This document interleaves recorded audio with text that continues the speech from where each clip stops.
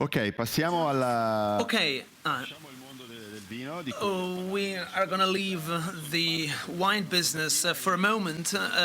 We will move on to the next topic, catering. Cristian Biasoni, please come on stage. He is the CEO of Chef Express.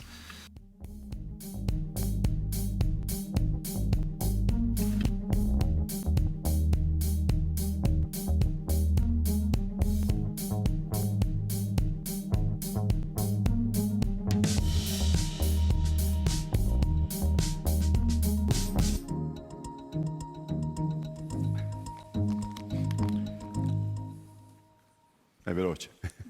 Ben arrivato Cristian, grazie di essere... Thank you. Thank you for being here today. We were talking about commercial catering, and I think that the Chef Express is quite well known in Italy, so we don't need to talk about that further. Talk about that. But I think that the Chef Express is part of the Cremonini group. So I'd like you to start talking a little bit about the structure of your company. Thank you for this opportunity. Well, I'm just. I'm an outsider, so to say, because I heard a lot of presentation talking about the wine business. I will try to give you an overview of what has been happening and what will happen in the catering business. Yes. So Chef Express is part of the Cremonini Group. Cremonini Group is one of the most important food companies. 4.5 billion euros is the turnover in 2019, and basically it is split into three different business units. The historical one, with which it was founded in the 60s, 70s, with Luigi Cremonini, and this is the production, which accounts for 50% of the group turnover, and it is part of Inarca SPA. And the second one is food and beverage for food service, so hotellerie, hotels, bars and cafes and restaurants and canteens, etc. This is a part of the second company, Mara, 35% of the turnover, and this is stock listed. And then the smallest one, which is the catering, which is at the end of the chain, Chef Express, which is the company of which I am the manager. 660 billion euros, 15% of the turnover, and 620 is the forecast. 620 billion euros for 2022. This is the forecast. Well, since you are active in the catering business, you are performing quite well, right? You have recovered. Yes, of course.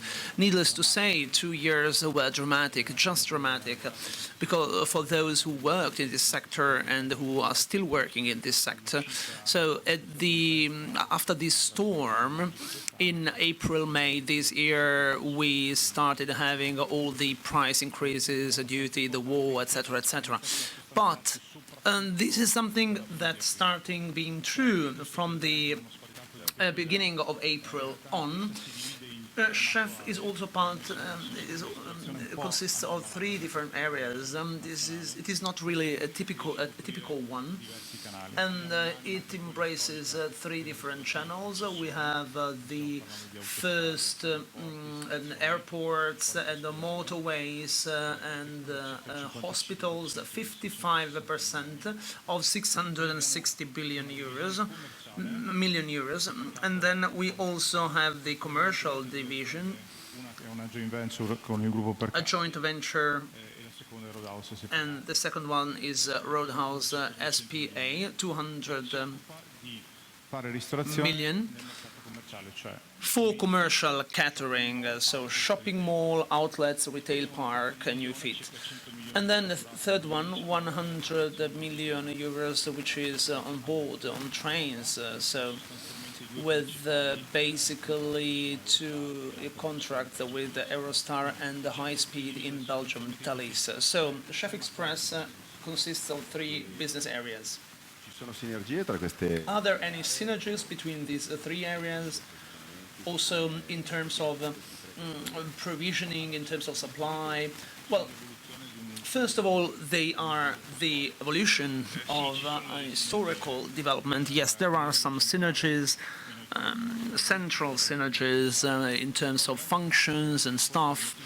But the main added value and the plus, thanks to which we developed such a diversified company, is the clear distinction for the marketing, operations, and commercial part. So the commercial market and the contract one are very, very different. So the one on concession is cost-driven. So the customer is provided by motorways, railway stations, and then you have you are responsible for the turnover. The commercial one is one which is sales-driven, so the business is the driving force. It is not easy to implement that because there are even bigger companies, catering companies in Italy that try to do that, but they did not succeed in doing that. And they dramatically separated all these souls, so to say. And when we set up Roadhouse at the beginning of the 2000, we decided to separate the production from communication. If we had put it into the sector of beef meat, we would have not succeeded to do that. The same applies to the railway sector and on board of trains. The two channels, so the commercial sector and franchise, and have a common portfolio, 30 clients, big clients, and then they also have franchising like McDonald's. We are the first franchisee of McDonald's, 30 points of sale at the end of 2022. Wagamama from UK, we brought it to Italy.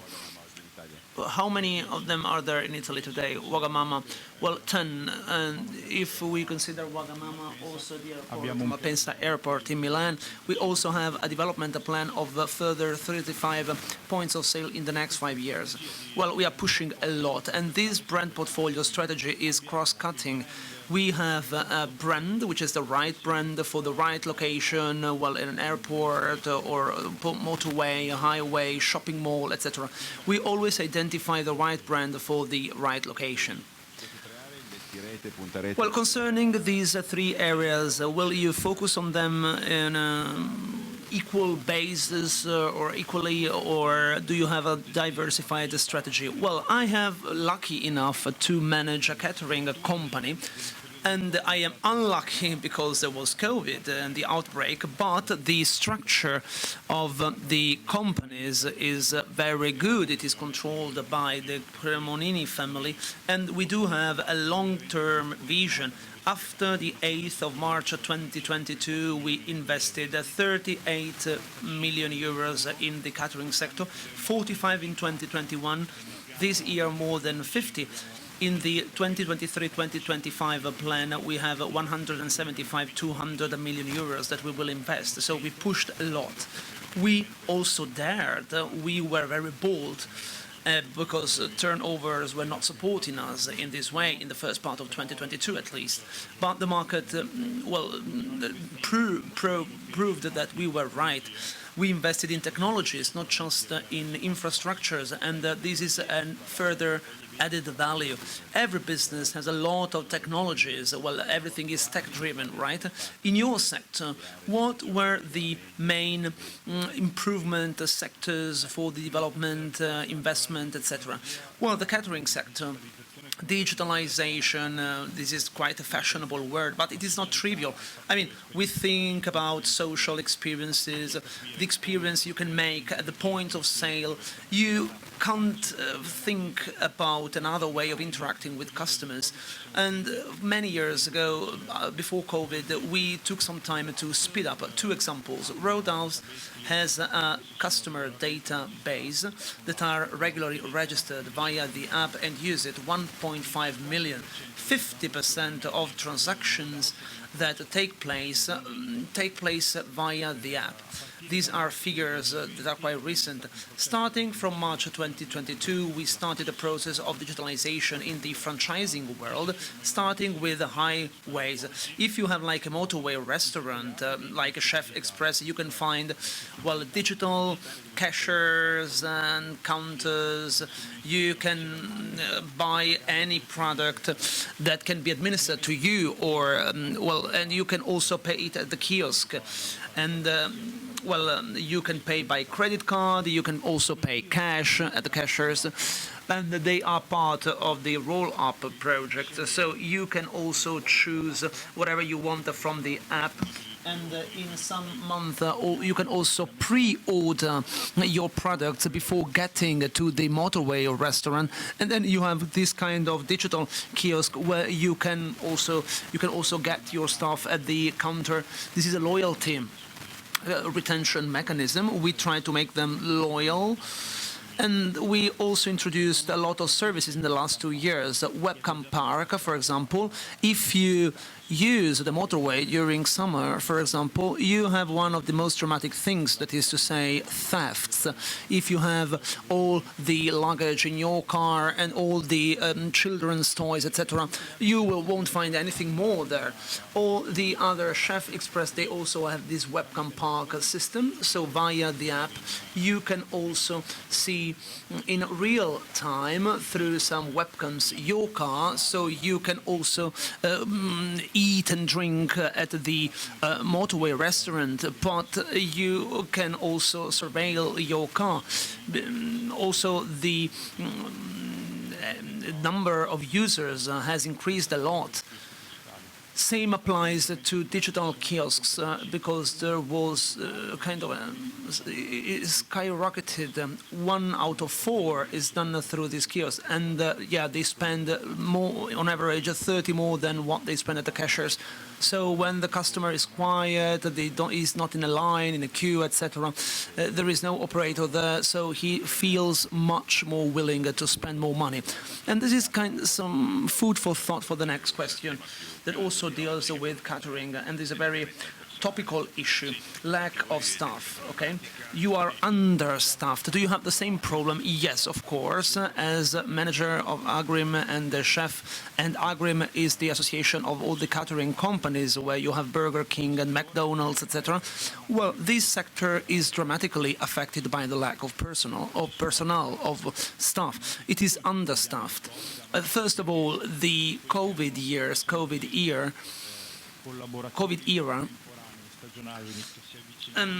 had a lot of temporary workers, seasonal workers. They preferred going to other sectors, logistics, for example, where there was kind of a continuity. Second negative aspect deals with all these livelihood systems that these encourage people to go to work in the catering sector, because this is quite a tough, quite a difficult market at the beginning.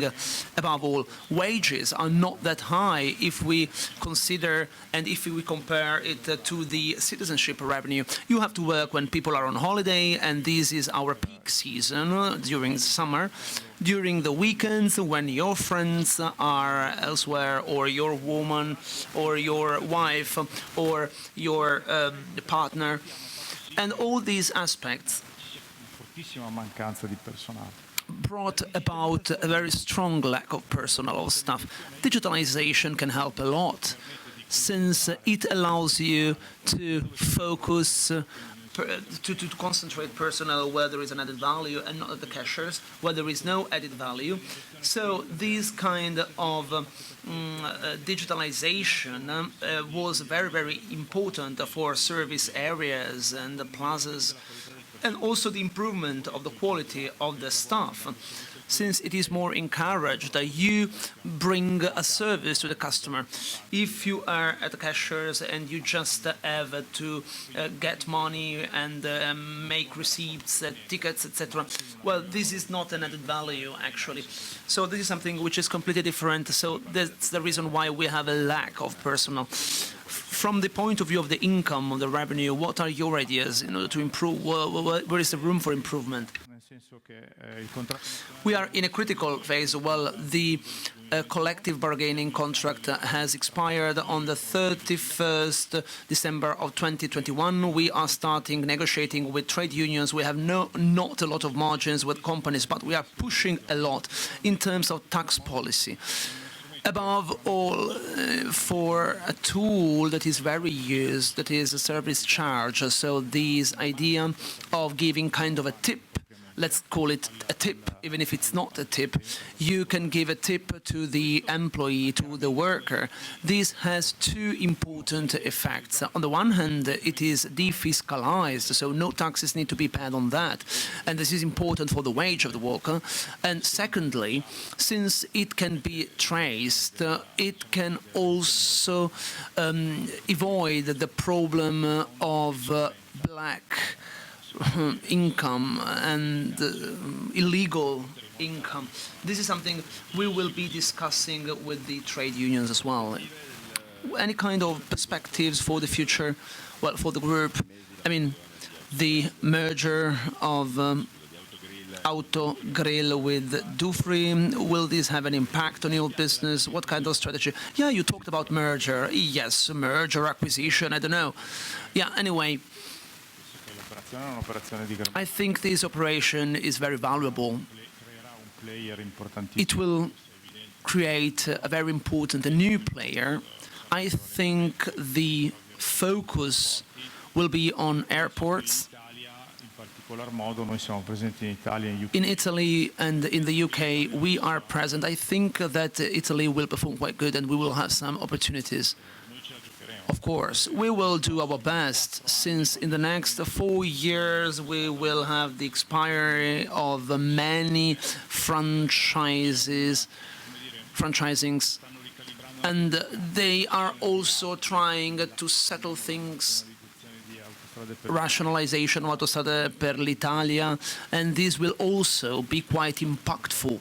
So I think we will be able to do our best. At the railway stations, we are already leaders. We serve more than 50 railway stations, all the high-speed ones. The challenge will be catering on board of trains, Trenitalia, and there will be a call for tenders, a tender.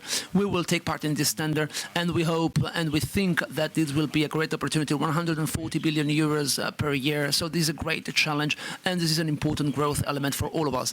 We will keep up controlling the airport market. The growth strategy on Roadhouse, Calavera, which is our Mexican food brand, will be quite successful. So all the channels will have a lot of growth potential. I'm really confident as far as the future is concerned, even taking a look at the figures that we are seeing after the summer. Thank you. Thank you. Thank you very much.